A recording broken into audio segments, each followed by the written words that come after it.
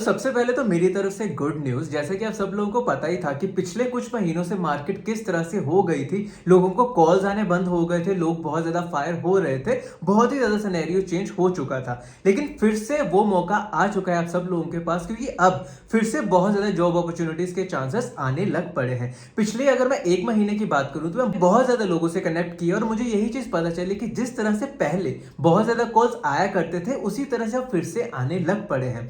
पता नहीं पिछले 1 महीने से क्या चीज़ हो गई है, लेकिन जॉब अपॉर्चुनिटीज़ लोगों के लिए बहुत ज़्यादा बढ़ गई हैं। लोगों को जहाँ पे पहले हफ्ते में 1-2 कॉल्स आया करती थी, अब उनको 5-6 कॉल से ज़्यादा कॉल्स आने लग पड़ी हैं। तो आई थिंक कि अभी जॉब अपॉर्चुनिटीज़ के चांसेस फिर से आने लग पड़े हैं और विद इन 2 और 3 मंथ से ये और चीज़ें बढ़ सकती हैं। तो इसीलिए मैं आप सबको ये चीज़ सजेस्ट करूँगा कि अगर आप भी अभी जॉब के लिए अप्लाई करना चाहते हैं, तो naukri.com पर सबसे पहले आईडी बना लो। उसके अलावा वहाँ पर डेली के बेसिस पे उसको अपडेट करो, क्योंकि बहुत ही ज़्यादा जॉब अपॉर्चुनिटीज़ के चांसेस फिर से आने लग पड़े हैं। तो ये तो मेरी तरफ से रही है गुड न्यूज़।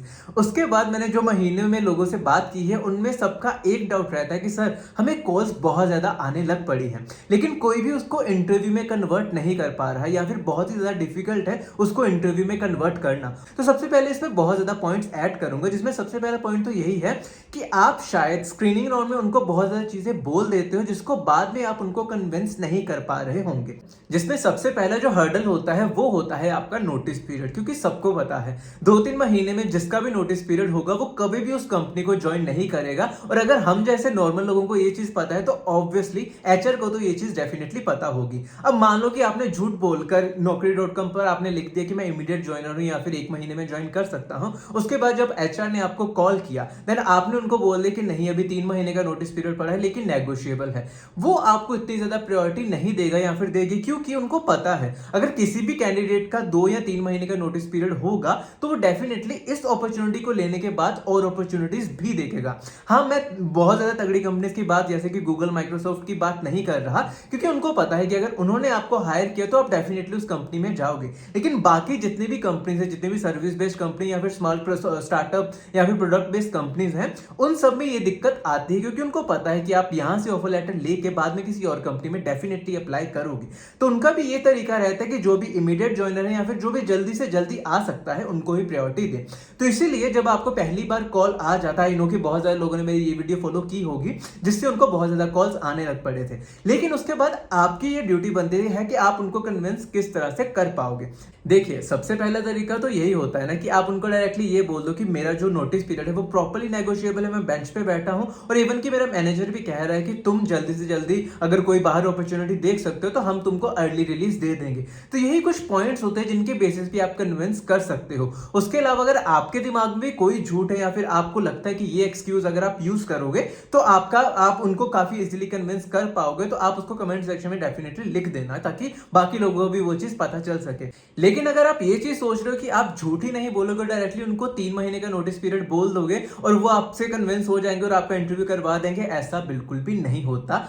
आप मुझसे ये चीज लिखवा के रख लीजिए, अगर आपने वहां पे सच्ची में बोल दिया कि मेरा 3 महीने का नोटिस पीरियड है ऑफिशियली, आपका इंटरव्यू शेड्यूल करना इज वेरी डिफिकल्ट। और उसके बाद मान लो कि उन्होंने आपका तुक्के से अगर इंटरव्यू शेड्यूल कर भी दिया और आपका रिजल्ट भी अच्छा रहा, लेकिन फिर भी उनको बहुत ज्यादा डाउट होगा आपको ऑफर लेटर देते टाइम, क्योंकि वो भी हमेशा यही चीज एक्सपेक्ट कर रहे होंगे कि आप रिजाइन किसी भी कंपनी से ऑफर लेटर लेकर रिजाइन कर दो, ताकि जब आप हमारे पास काउंटर ऑफर लेकर आए तो हम उनको मैच करके आपको उसी टाइम पे ऑफर लेटर दे दे। ये सबका माइंडसेट यही रहता है। लेकिन पहला ही ऑफर लेटर उठाना is very difficult, which I know.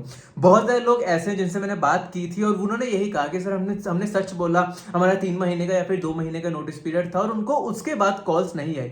Calls यानी कि उनका इंटरव्यू शेड्यूल नहीं हुआ। देखो, अगर आप ये चीज सोच रहे हो कि अगर आप झूठ नहीं बोलोगे तो किसी का नुकसान नहीं होगा, तो वेल सच्ची में किसी का नुकसान नहीं होगा, सिर्फ आपका ही नुकसान होगा। ये मैं आपको चीज अभी कह रहा हूं, क्योंकि सच बोल के बहुत सारे कैंडिडेट्स ने देख लिया, और इवन कि मैंने भी ये चीज ऑब्जर्व की है। जब आप सच बोल के जाओगे कि मेरा 3 महीने का नोटिस पीरियड और मैं प्रॉपर्ली ज्वाइन कर ही लूंगा, कोई आपको वो अपॉर्चुनिटी ही नहीं देगा, कोई आपका फर्स्ट राउंड ही नहीं करवाएगा, दैट इज फॉर श्योर। तो सबसे पहले फर्स्ट राउंड में जाने के लिए ही आपको पहला झूठ बोलना ही पड़ेगा।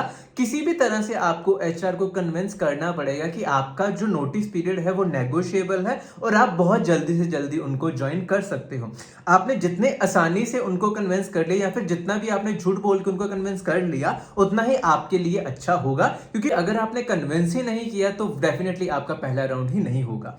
अब चलते हैं सेकंड सिनेरियो पे। मान लो कि आपने कन्विंस कर दिया कि मेरा 1 महीने का नोटिस पीरियड है, आपको ऑफर लेटर भी आ गया और आप पे वहां पर डेट भी लिखी होगी कि हाँ 1 महीने की ज्वाइनिंग डेट है, विद इन अ मंथ आपको वहां पर ज्वाइन करना है। लेकिन अब आपका सिनेरियो चेंज हो चुका है, अब आपने रिजाइन कर दिया, आपके पास एक ऑफर लेटर आ गया, 1 महीना भी होने को आ गया, लेकिन आपके रिलीज के चांसेस ऑफिस में नहीं बन रहे। तो उस फेज में आप क्या करोगे?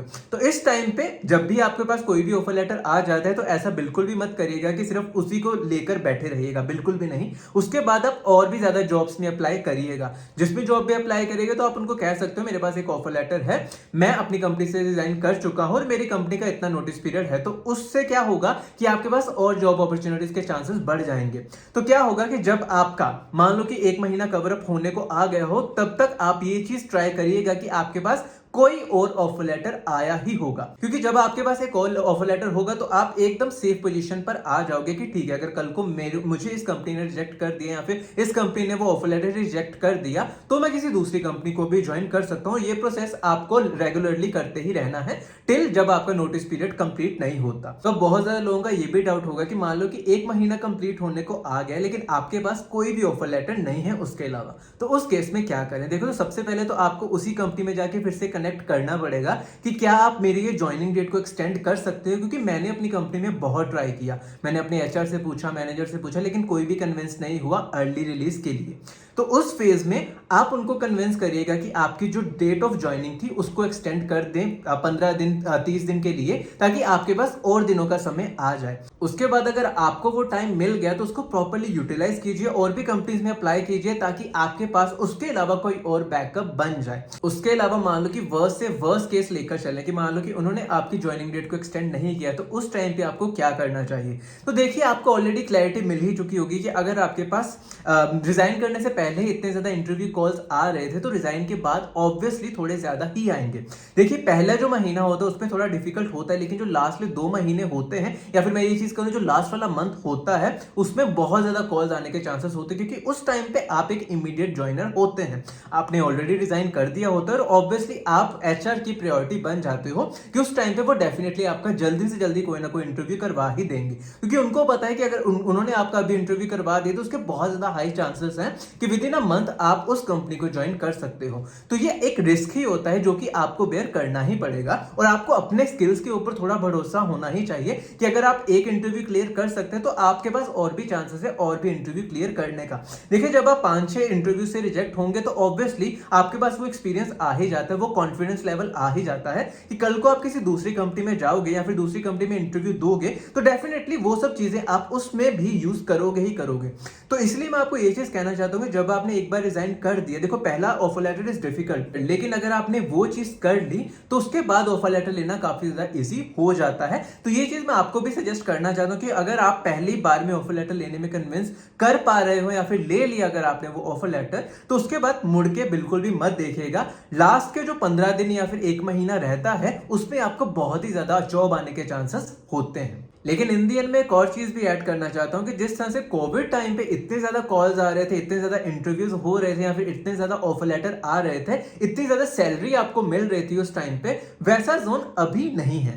अभी अगर आपका बहुत ज्यादा जॉब अपॉर्चुनिटीज के चांसेस आ भी रहे होंगे तो पैकेज उस लेवल का नहीं मिल रहा है जिस लेवल का उस टाइम पे मिल रहा था। तो उसमें आप इतनी ज्यादा एक्सपेक्टेशन ना ही रखिएगा तो अच्छा है, क्योंकि उस लेवल का जोन आई थिंक दोबारा आना इज वेरी डिफिकल्ट। तो जिस तरह से भी अभी लोगों को मिल रहे हैं पैकेजेस या फिर जिस तरह से भी लोगों को ऑफर लेटर मिल रहे हैं, I think is pretty much very good as per the market standard, क्योंकि अभी जो भी जिस तरह से भी मार्केट चल रही है आई थिंक कि वो थोड़ा नॉर्मलाइज भी करने का ट्राई कर रहे हैं। तो उस तरह से मैं आपको ये चीज कहना चाहता हूं कि आपको जो आपका करंट पैकेज उससे तो डेफिनेटली ज्यादा ही मिलेगा, लेकिन उस तरह से भी एक्सपेक्ट ना कीजिएगा जिस तरह से कोविड टाइम पे लोगों को इतनी ज्यादा हाइक्स मिल रही थी।